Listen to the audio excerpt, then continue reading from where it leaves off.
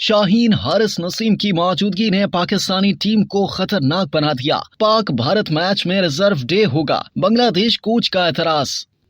Asia cup के मेजबान Pakistan cricket board की कोशिशें रंग ले आईं। एशियन क्रिकेट काउंसिल ने इतवार को कोलंबो में पाक भारत मैच में बारिश से मुतासर होने पर इसे अगले दिन कराने का फैसला कर लिया। दोनों टीमों का पहला मैच भी बारिश की वजह से मुकम्मल नहीं हो सका था। पाकिस्तान ने बारिश की पेशगोई और इवेंट की रीशेड्यूलिंग के हवाले से तहफुजात का इजहार किया था और अब पीसीबी के तहफुजात और एतराजात के बाद ईसीसी ने रिजर्व डे का फैसला किया है। पाकिस्तान और भारत के दरमियान एशिया कप में 10 सितंबर को होने वाले मैच का रिजर्व डे भी होगा। अगर 10 सितंबर को मैच मुकम्मल नहीं होता तो ये मैच 11 सितंबर को जारी रहेगा। मैच वहीं से शुरू होगा जहां पर रोका गया था। श्रीलंका में शदीद बारिशें जारी हैं। श्रीलंका के महकमा मौसमियात ने आइंदा चंद दिनों में मजीद बारिशों की पेशगोई की है, जिसके बाद टूर्नामेंट का फाइनल भी मुतासर होने का खदशा है। पाकिस्तान क्रिकेट बोर्ड ने एशिया कप के दौरान श्रीलंका में शदीद बारिशों के तनाजुर में कई मुतअद्दिद एतराजात उठाए थे और पीसीबी की जानिब से बारिशों के बायस होने वाले नुकसान का अजाला करने का मुतालबा भी किया है। Pak Bharat match reserve day पर जाता है तो फिर भारत को बैक टू बैक मैच खेलना होंगे, क्योंकि भारत और श्रीलंका का मैच 12 सितंबर को शेड्यूल है। पाकिस्तान और भारत का मैच बारिश के बायस 11 सितंबर को भी नहीं होता और श्रीलंका और भारत का 12 सितंबर को शेड्यूल मैच भी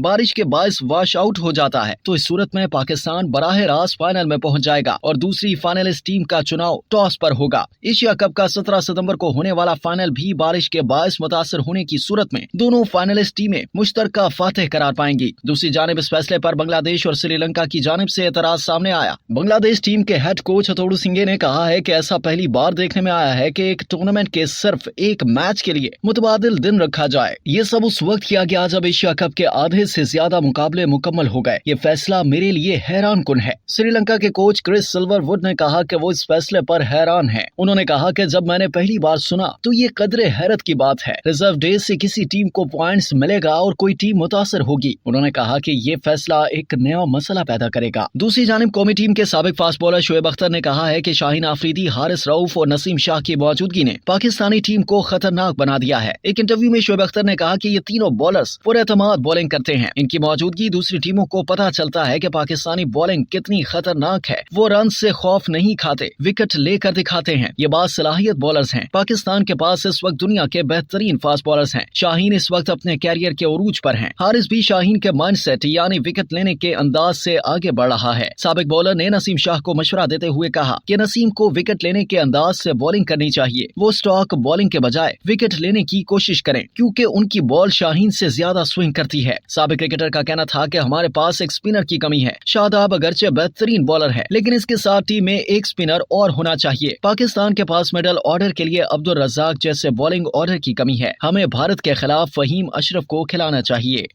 अब तक के लिए इतना ही। मजीद जानने के लिए सब्सक्राइब कीजिए डेली जंग यूट्यूब चैनल और लाइक कीजिए डेली जंग फेसबुक पेज।